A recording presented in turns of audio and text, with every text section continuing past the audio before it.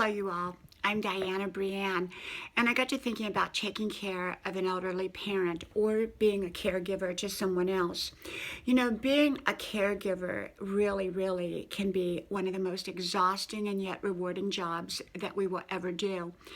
And I say exhausting because often being a caregiver, it's often on one person. I took care of my mom when she took ill. My mom had been a wonderful, amazing mom, and she drove a car until she was almost 84. But I noticed she was living in another state, and I was living down in Texas. She was living in California, and she began to just become, she would drop the phone while we were talking on the telephone. My mom lived for my phone calls. She always did, and that in my emails. And she could barely type an email at that point. So I knew that my husband needed to go out after her. I couldn't go out after her because I have three small children at the time who were, I think, like 5, 6, and 7. And so it was easier for my husband to go pick her up, bring her across country to Texas. And we lived in Texas at the time. And she was in diapers at that point, diapers. And he brought her to Texas. And we were in the process of a moving from one state to another. So we were going back to Georgia at that time, and we got to Georgia with her, and oh my gosh, it was such a rough trip with her because she could barely walk. She would fall down, and she was, dementia was beginning to take hold at different times with her. Sometimes her mind was clear, and other times it wasn't that her mind wasn't clear. Her behavior wasn't always clear. She wasn't quite the mother that I had always remembered. And I had 3 little kids. I was homeschooling. We were moving across country to a town that I'd never been to, and it was very rough. And she still had California health insurance, and I was trying to get it converted over to Georgia, but we hadn't yet. And the hospitals, they would see her, but then they would send her right back home. And I mean, it was just a very hard time. I took care of her for nearly 3 years. And towards the end, she became so ill that she could not stand, she could not walk, and she could not feed herself. So we had, not only did we hospitalize her, but they suggested that she go to a nursing home. And I'd always been against nursing homes. The first nursing home I put her in was an hour and a half away. That was the closest we could get her. And I would drive up twice a day with my 3 kids in the morning. And then when my husband got home, I would go up by myself. And I remember coming home one night by myself. I was so tired because I always did the evening ones by myself. In the morning ones, I took my kids because I was also homeschooling at the time. And I remember coming home and just being so tired. I had to pull alongside the road. And I just said, no more, I can't do this. So I cut it down from twice a day to about twice a week.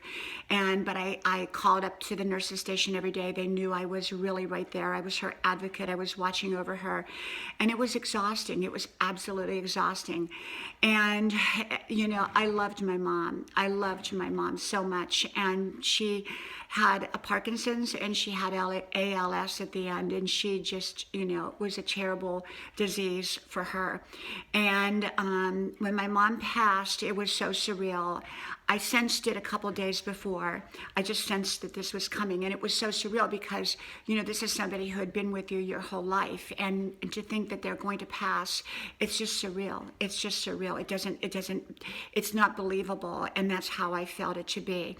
And so I was the caregiver for my mom. I had a sister, but she was in another state, and she could not help. And so it was all on me, and I had my 3 small children. I was homeschooling. My husband was traveling for work. It was pretty rough, but I did an excellent job, and I'm so grateful that I did.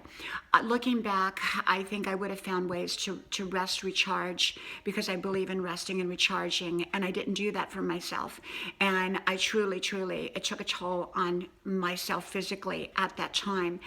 And so I am grateful I took care of my mom, an amazing mom. I miss her dearly. And I would do it again. I think I would do some things differently. I would put her in a closer nursing home if I could get it up front so that I wouldn't have to do all that traveling.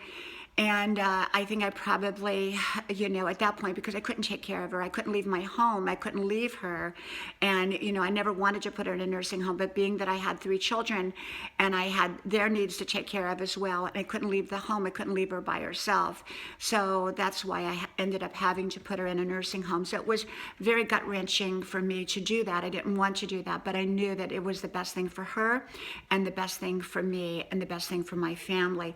And I can tell you again, being a caregiver is exhausting, and it's important to get into support groups, people who can identify with what you're going through, so that you don't exhaust the other people in your life with, your complaints or your exhaustion or whatever. Get help with the rest of your life. Get help with the rest of your family.